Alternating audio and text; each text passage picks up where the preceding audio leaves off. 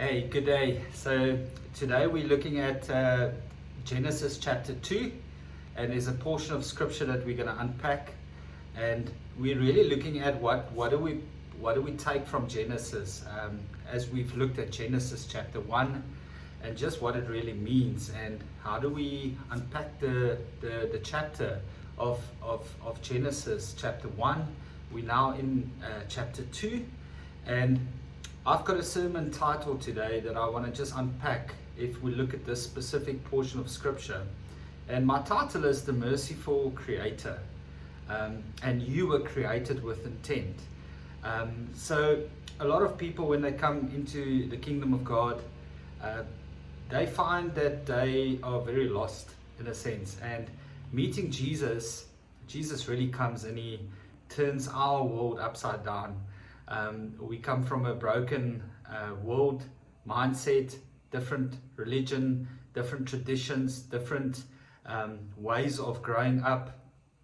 And now we meet Jesus, and he really comes and he messes up what we used to live for, and living for ourselves and living in the world. And there's a beautiful story in Genesis 2, which is pretty much coming from this portion of scripture right through to the New Testament with Jesus himself, into Paul the apostle later on write about this, and really right through to John in Revelation, where we would know as believers that we cannot truly be alive without the Holy Spirit. And let's look at the scripture. So the merciful creator is God himself, and you were created with intent.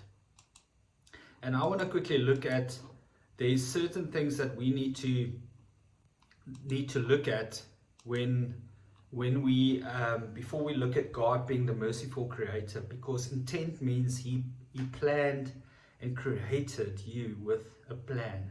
There was purpose. There wasn't just by chance. But here's the thing, we know the Bible says that the devil walks around like a lion, a roaring lion, seeking who he may devour and destroy and kill. And the devil constantly lies about us. He's the accuser of the brethren. And we need to look at some of the lies that the devil so often speak over us, and what is the fruit of actually believing his lies. Because I believe if we actually realize today, you might have been living in the devil's lies and just believing what he speaks over your life. And I want to say this was never God's plan. Any of this was never in God's intent, that we so often get wrong when we live in the lie of the enemy. And I only made a few available today, but there's so many more that you can maybe recognize in your own life. And the first one is I'm not loved.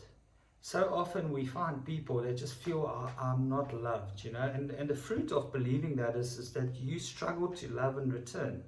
There's always the struggle actually to love people, because the way you receive love and the way you understand love and actually believe what love means, you will give in return. It's that thing of like we sow what we reap what we sow, and we also, what's in our hearts will come out, So if the devil speaks this thing of like you are not loved, then you believe it, it's going to be a thing of like you're going to struggle to receive it, but you're also going to struggle to love others. And that's what he wants to do, is because God says in his word, like it's the greatest commandment for us to love him and love our neighbor. And Paul even said like we can do all the service, everything, prophesy and heal the sick, raise the dead, cast out demons, do all the great gifts, but if we don't love, it's a noisy gong in the sight of God. So that's one of the lies the enemy uses against God's people, is that you are not loved. And maybe you feel like that today, and I want to encourage you and give you the good news that when God created you, he created you to love. That's God's will for you, because he is love and he loved us first. The second one I put down here is I am fearful. Maybe you're constantly feeling fearful for things in life.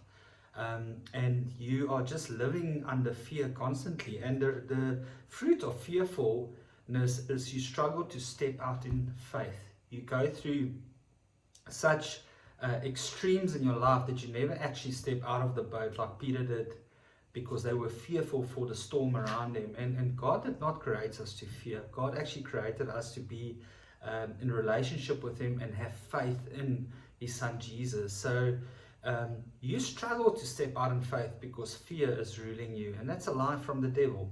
The second one is, I'm not accepted. And the result and the fruit of you believing that you are not accepted is insecure about yourself. There's constant insecurities. You constantly doubt. You constantly look at yourself, and you're just so insecure about yourself because you feel like you're not accepted.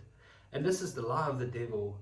You know, in the household of God, you are accepted. God has paid with His Son's blood for your life, and you are accepted through the blood of the Lamb. You are a part of God's family, and nothing changes that. It doesn't change the fact where you come from or what you've done in the past.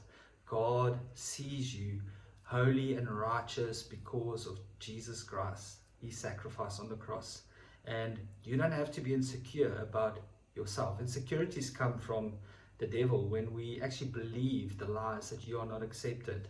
Another one is, I do not qualify. So often we look at ourselves and we're like, oh, we're like Moses arguing against God and say, like, I'm not the guy, I can't do it, I do not qualify. But the devil actually encourages this kind of thinking all the time, and we constantly, then the fruit of that belief is that you constantly look at your brokenness and you never step into the calling of God.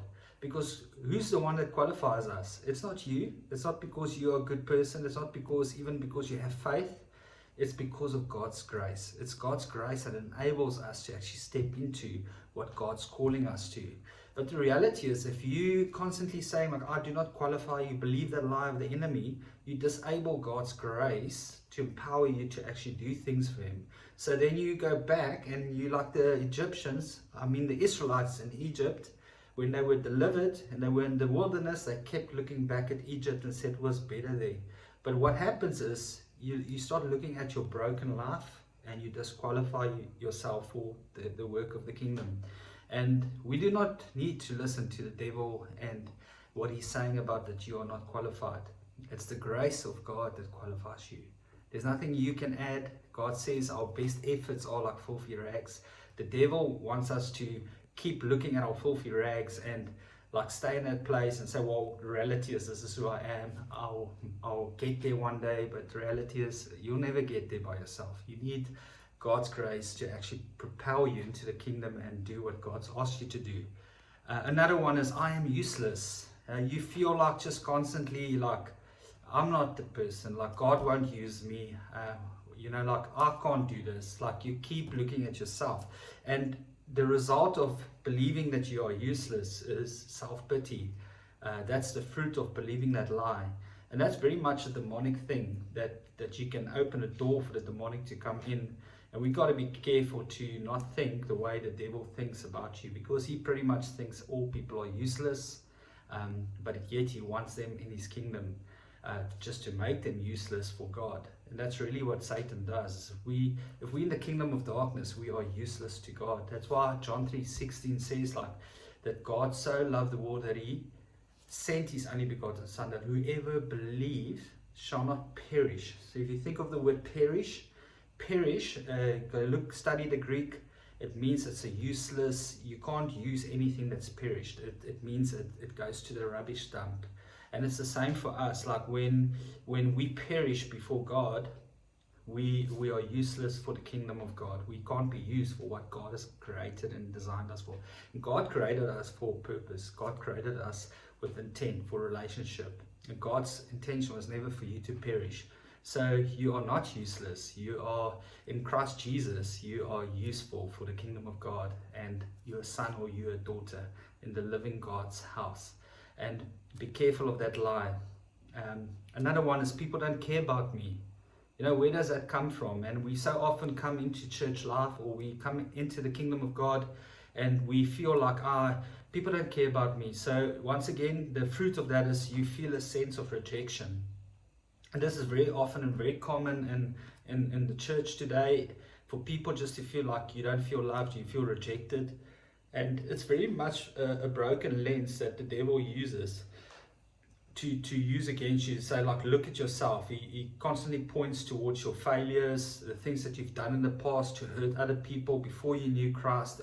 And the devil will use this lie, like, like against you, that people don't care about you because of what you've done, the accuser of the brethren. And we've got to be careful that we don't believe it, because you will start feeling rejected in the very household of God, and that's a lie from the enemy.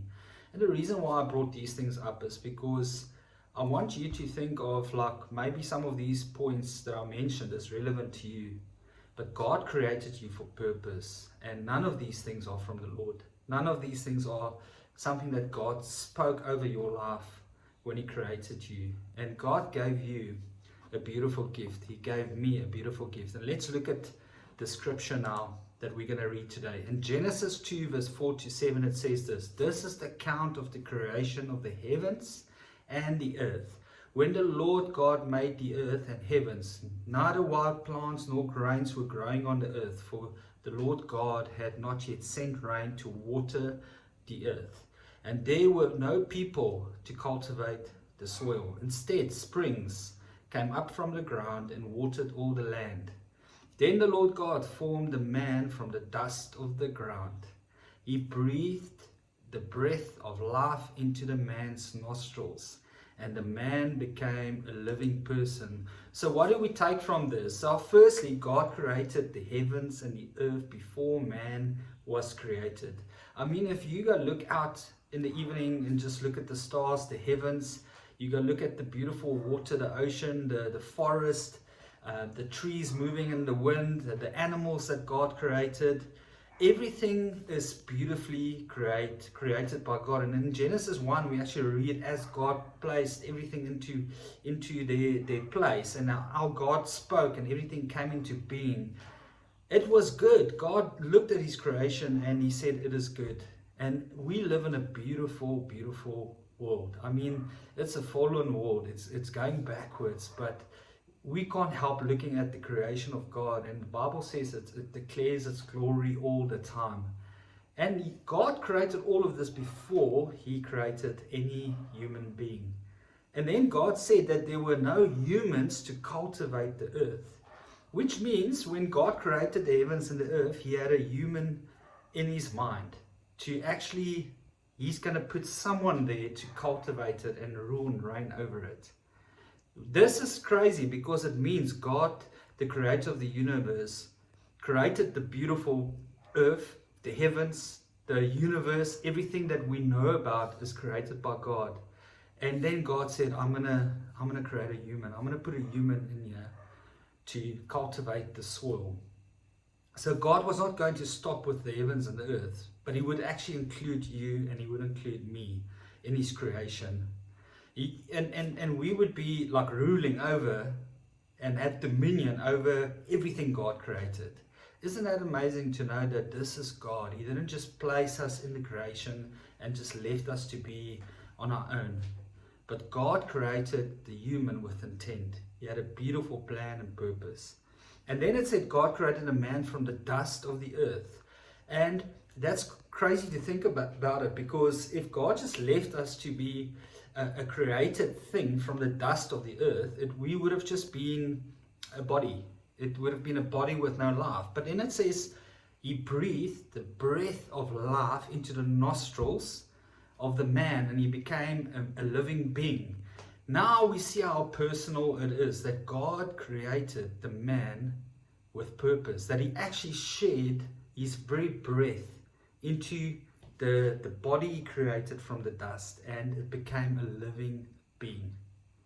This is very, very, very spectacular. This is amazing to think that God Himself shared His breath with us.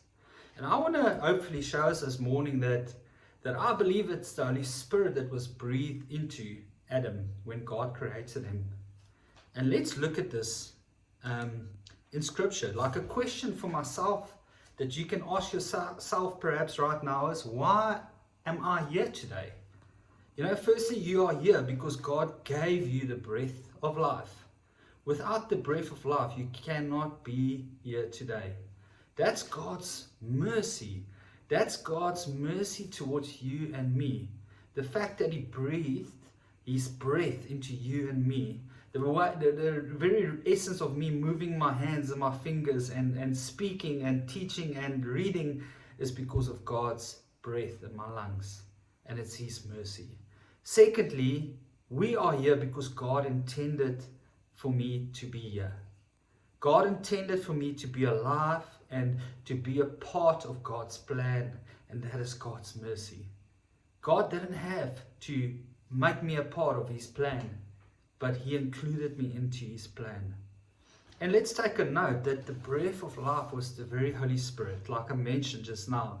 And we will see how this is fulfilled through the Word of God. From the start of creation, it goes right through to the end of Revelation, where the Spirit of God, the breath of God, would be the very life-giving breath that would bring life to people and to actually keep them from being separated from God.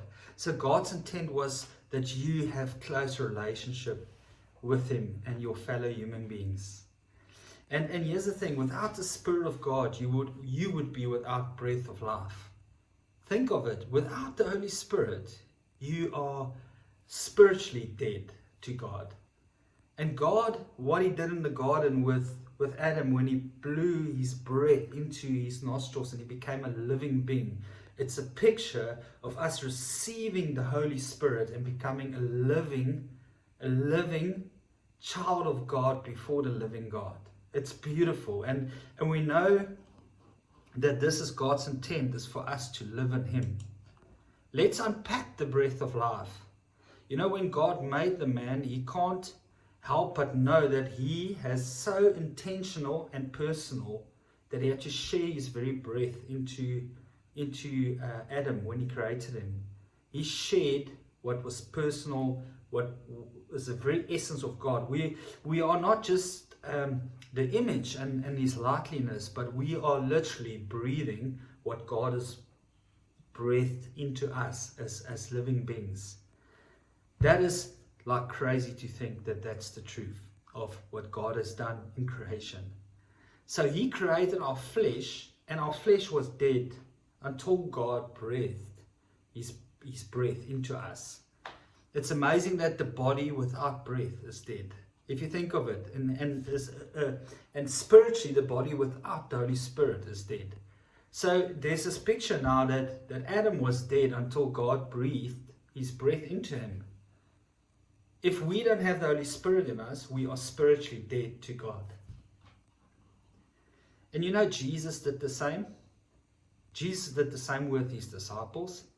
Jesus actually in person had a conversation with someone regarding the Holy Spirit being the very essence of us receiving life and actually qualifying us to actually be alive to God.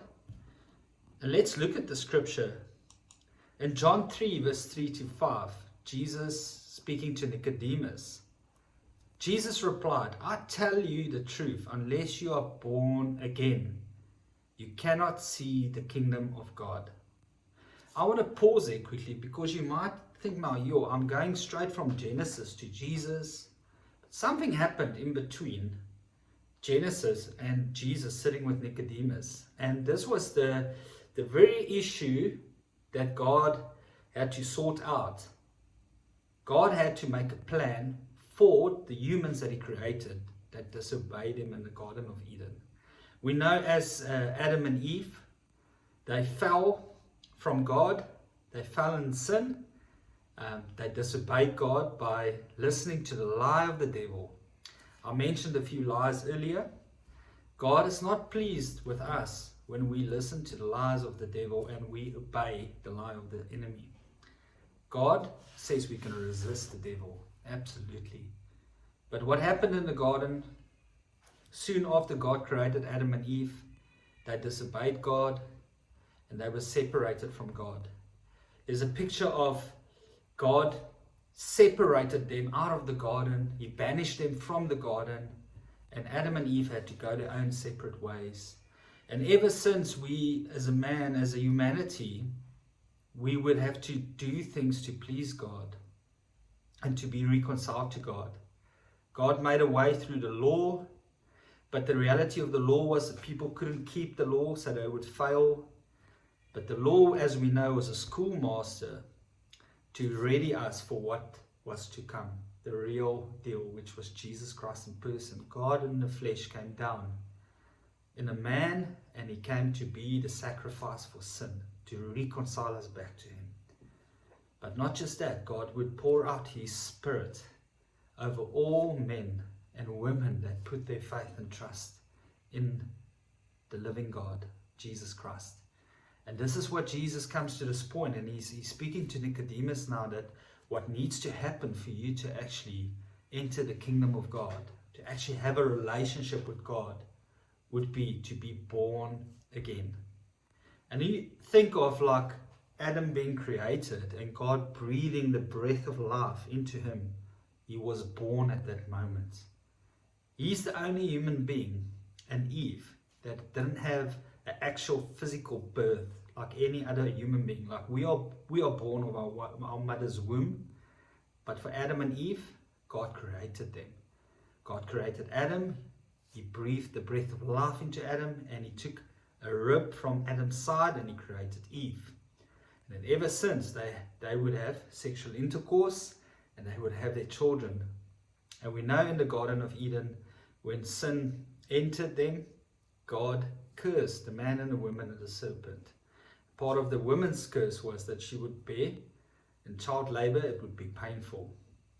And we know this is how humans are made, through sexual intercourse. It's beautiful in marriage.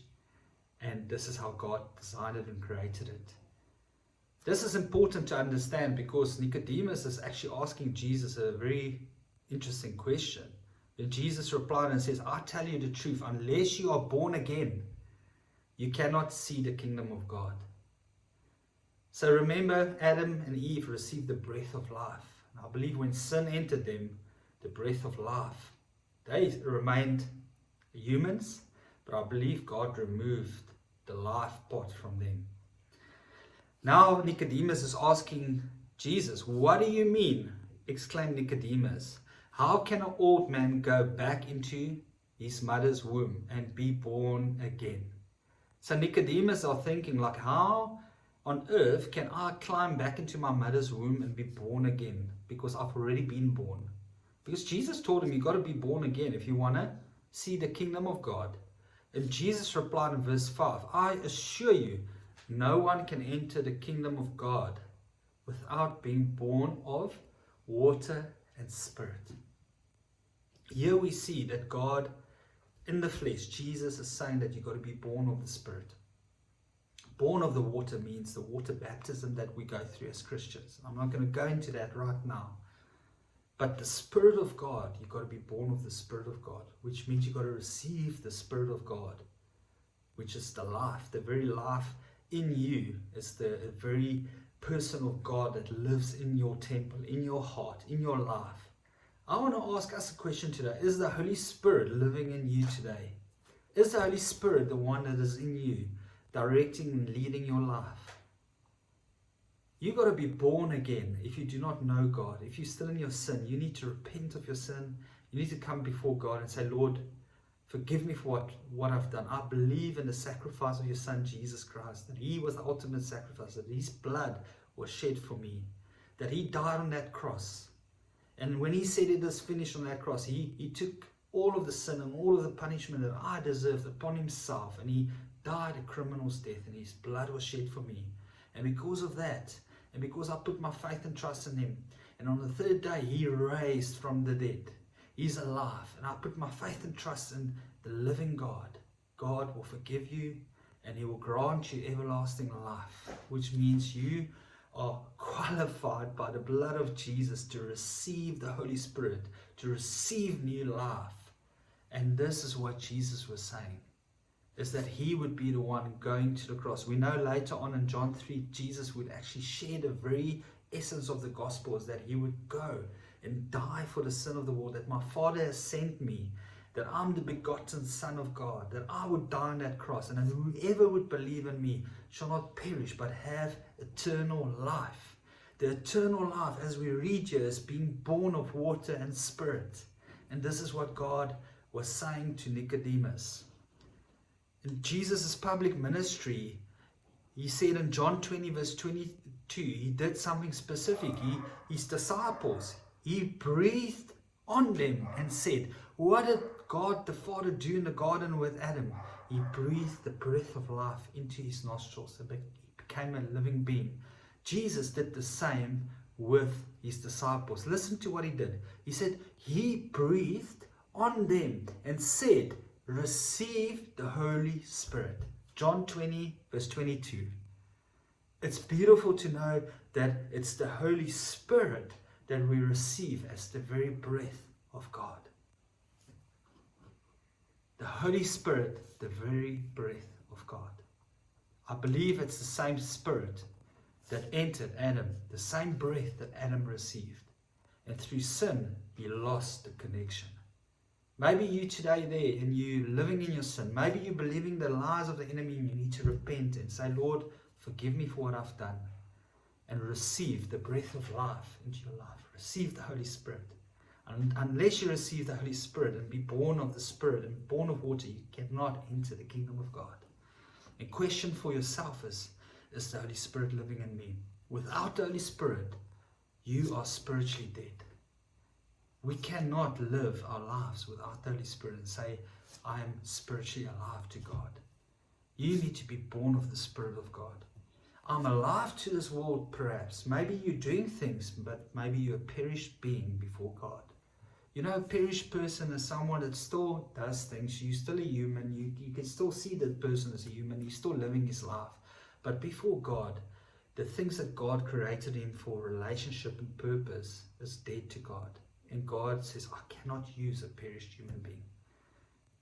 And you are dead to God. But God is saying, the good news is that you can put your faith and trust in Jesus, who was the ultimate sacrifice for your sin, and that you can be reconciled to God. You can receive the breath of life right now. If you would say, Lord Jesus, you are Lord. You are the one that were crucified for my sin, and you're the one that was resurrected back to life. And you can receive the breath of life and be born again.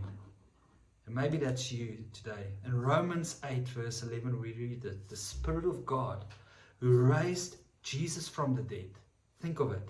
The Spirit of God who raised Jesus from the dead. Jesus in his ministry was doing this and breathing over his disciples and says, receive the Holy Spirit. Receive the Holy Spirit. Now Jesus is on the cross.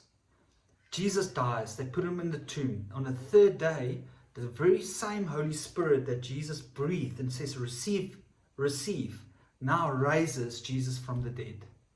The very Spirit of God who raised Jesus from the dead says, lives in you. So Jesus was saying, when he was breathing over his disciples, said, receive the Holy Spirit. Now, Paul is saying, it's the same Spirit that raised Jesus Christ from the dead, lives in you. And just as God raised Christ Jesus from the dead, he will give life to your mortal bodies. Do we suddenly see a picture of us, Adam, lying there and God giving us life? It says he will give life to your mortal bodies by the same Spirit living within you. And this is good news. This is good news that when we are born of the Spirit of God, it's the same Holy Spirit that was breathed by Jesus and said, receive it. It's the same Spirit that God breathed into Adam and he became a living being. And God is calling you today and saying, my boy, my daughter, would you receive the very breath of life? Would you receive the Holy Spirit and be born of the Spirit of God today?